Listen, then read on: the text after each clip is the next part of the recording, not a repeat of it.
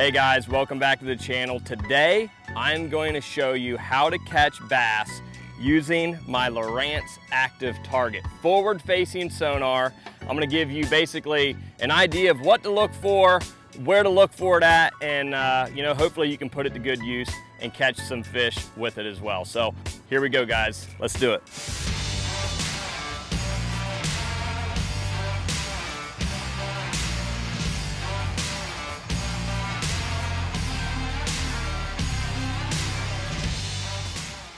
All right, guys, we're out here on this pretty standard place. It's a road bed.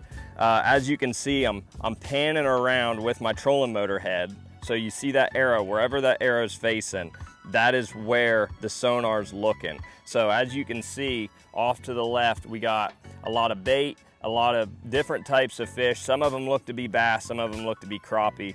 And really, you can see some suspended up real high. You start to get an idea of how these fish get grouped up, distinguishing what species they are. So that's probably the first thing you want to do, is spend a lot of time looking and seeing what are bass and what aren't bass. And obviously, the bigger the blob, the bigger that is, a lot of times those are bass. But as you can see, we haven't thrown a lure to them yet. I found that usually when you throw baits to them, you can really tell quickly at what kind of species they are. So the first thing I'm gonna do is just break out some finesse presentations and start casting around to these fish, just for the sake of basically demonstrating this video. Obviously we could crank and throw some swim baits and stuff like that, but I really just want to be able to see these fish. There's a little bit of brush. You can see those are bass right there. Those are bass. That's a brush pile. You can see the limbs on it. We're gonna go ahead and throw on these fish right now. Guys, so first thing I'm gonna do is I'm gonna start off with a drop shot, short leader, Berkeley Max Scent, flat nose minnow. And this is a pretty small bait. You know, it's kind of difficult to see it falling through the water column, but the Active Target picks it up. I want to use something small so you guys can really see how accurate this is. But the thing you got to remember is when you're panning with your trolling motor, it is a very small beam. It's not very wide that's shooting out. So wherever you're pointing to, wherever that arrow is pointing to, is a very small beam. So you have a very small casting window to land that bait on that target or fish that you want to cast at. So being very accurate with your cast is so important. I can't stress that enough. I've spent days and days, really weeks, trying to master that and just get myself used to it. It's kind of like a Michael Jordan shooting free throws, you know? How do you judge that? You only practice at getting good at wherever that arrow's pointed, wherever you need to make that 40-foot cast or 80-foot cast, because it tells you how far it is right on that active target. So getting really good at knowing, you know, how far to cast it, you know, kind of like an NFL quarterback. Guys running down the field, he drops it right in the breadbasket so that wide receiver can catch it. That's what we're doing with this. You really got to be accurate with it, because if you're off, and you're going to see this, if you're off by 5 or 10 feet, it makes such a big difference. If you can land it around those targets or what you're trying to cast to, if you can hit it on the head, it makes such a big difference. You get so many more bites when those fish are biting like that, and it just makes, overall, you're way more efficient when you can make those casts. All right, let's go try to find that brush pile. Now you can see here that we got a brush pile with a bunch of bait up off of it. Now I don't think those are bass, I think those are crappie. You can tell by the size of it. I'm gonna go ahead and cast into it if you can zoom up on it. So I cast it out there, and see guys, I missed it. Let me reel back in. It's not that far out there.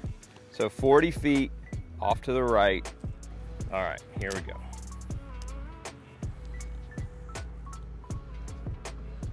Okay, there's my drop shot going down through them. There they go. There goes the whole school. Those are probably crappie, but there's some bass at the bottom of them. Let's see if we get a bite. So then we pan back over.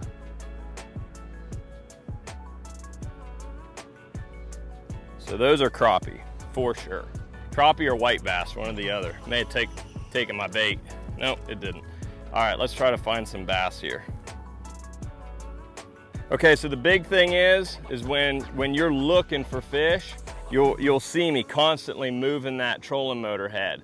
And I'm not really moving forward or side to side real fast, but I'm panning that head around a lot to try to catch those fish. Again, a narrow beam, you know, so you're only seeing what's dead in front of it. So you constantly got to be looking. And sometimes those fish can be glued to the bottom and, you know, just like typical straight down sonar, you don't always see them. But once they come up a little bit, Active Target's picking them up. So often I'm making a lot of just turns, panning to see any life or any movement up off the bottom. And we're going to continue to kind of go across this road bed and just pan around until I see, you know, what I'm really looking for. I know like high percentage, those are bass. We're going to keep looking around here until we find them and see what happens.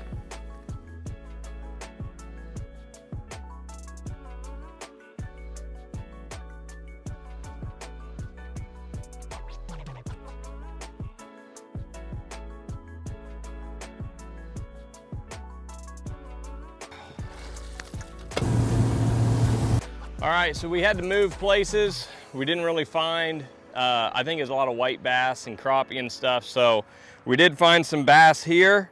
I just caught one, but it's a cloudy day, so the fish are suspending. Doesn't seem like they're pulling a lot of current, so they're very inactive. That's the great thing about using Active Target, is you really get to see the mood that the fish are in. So, you know, like I said, we're just trying to use some finesse tactics to get some bites so you guys can see what's going on. But, you know, right away, you can change your presentation quickly just by how the fish are reacting. These fish, there's a couple of them here. We're gonna keep casting to them and see if we can't catch a couple and see what happens. Lined up, make the cast. So that they're out at 60 feet. You can see the drop shot going down. See, those may not be bass. There's just so many different species that you're dealing with. A lot of times the species get mixed up. Like you'll have bass with other things. And another thing that I want to point out is it's great to be able to cast and see your lure fall in and all of that. That lets you know that you made an accurate cast, but it always isn't necessary to have to see your bait. I know I got caught up on that a lot, that I had to see the bait, when really, if you make the cast and you feel like it was within the ballpark, go ahead and work that bait and still pan around and see if you can see any fish reacting. And oftentimes you can hop your bait off the bottom or something and find it then. So it's not always a wasted cast. You can really, you know, just get your bait in the vicinity, you know, within 5 feet of where that fish is at, and they can find it. I have my settings. I have it set on 80 feet out, 20 feet down. That, you know, gives me a good spectrum of what I'm looking at.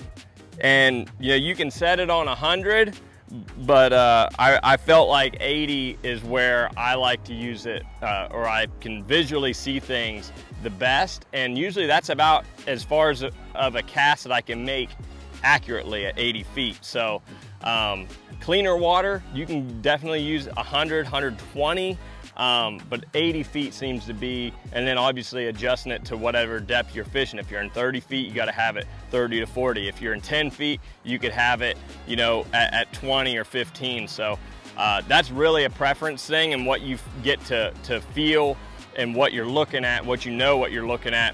Obviously that's gonna be the best, and per person, they're gonna have their own preference.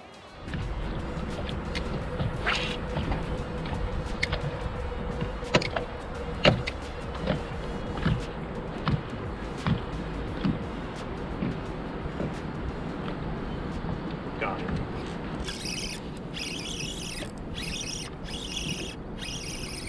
Little guy, but you could see the whole group of them down there.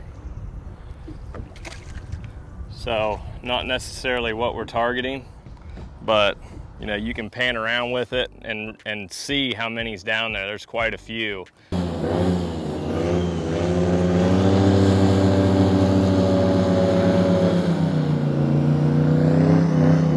everyone's all like, oh yeah, forward facing sonar, it's like cheating.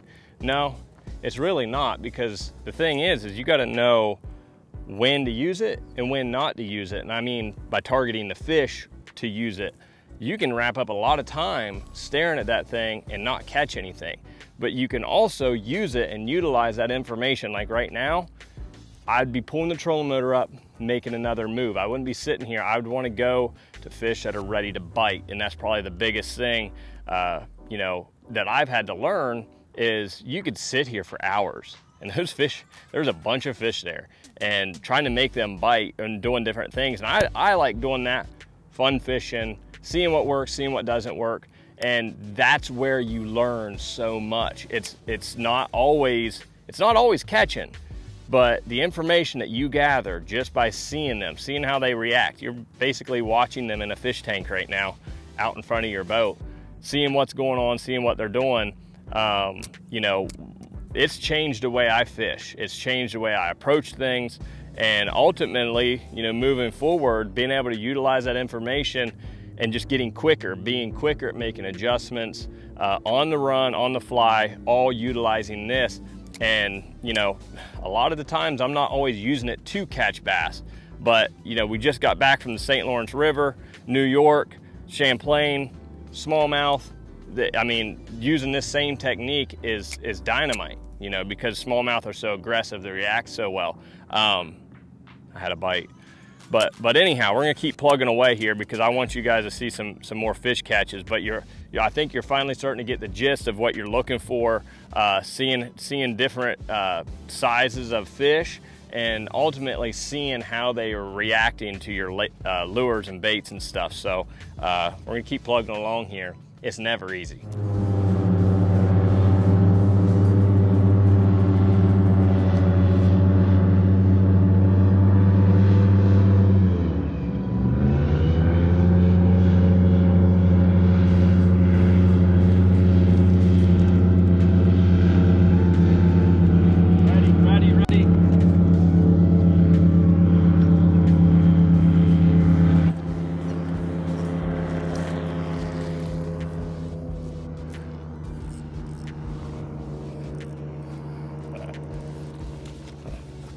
So this one, we've seen it. Come on, come here. Oh, we've seen it right at the trolling motor. There's a whole school of them. You can see how big that fish is. That's probably about a 2-pound bass. And I'll show the recording to you. But he went straight down to it, reacted the way you wanted it to react. And yeah, watch the whole thing. And that's typically about how it is. We bounced and moved. We finally caught one that's worth showing to the camera. But yeah, the whole thing, there was probably about 15 or 20 of them down there. I kind of came up to it quick. I had a little hard spot up here, but I'll spin around and see. Thing is, usually when you catch one, it kind of breaks them up, especially here, we're on the Tennessee River. So again, seeing it on the active target and just pitching up there to it, and that was the whole deal.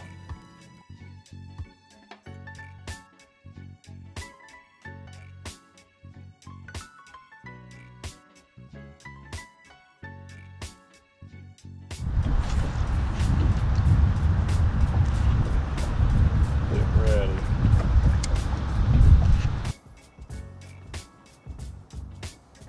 ready. They ran. There's one. Ready? That's a big one.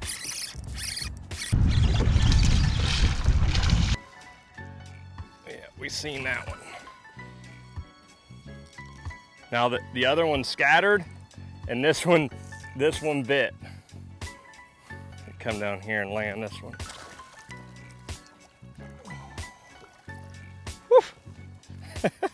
There's probably about, I don't know, 4 or 5, maybe more. See how skinny they are? It's just a bad time of the year to be out here poking around on them, but still, hey, you can tell how pressured they've been. They got a bunch of hook holes. We're gonna get him back in the water. But super, super, super cool. When I pitched in there, my bait fell and I seen one race And as soon as I seen that, I'm like, I told my wife, I said, get ready. And that sucker came racing. Here it was running from the bait. And there was still a couple that stayed there, and I kind of hopped it. I didn't see the one bite it, but I knew to make that cast. I made a right cast, right down on it. And it could be the time of the day that they start biting now. You know, we had a lot of, you know, just tough conditions. They aren't biting. You see them, they're not really reacting, but I hope you guys are getting a really good visual of what you're looking at, you know, so it kind of puts you in the ballpark when you get out on the water and you're using it and looking around for fish, you know, what to pick up on, what you're seeing, and basically carry that on so you can develop your own ways to use your active target. So we're gonna keep poking around. I appreciate you guys watching. Thank you so much. If you got any other questions, be sure to leave a comment below. And if you like the video, please smash that like button and subscribe. We're going to be producing a lot more content. Our season's over, so be ready for that. So I appreciate you guys. Stay tuned.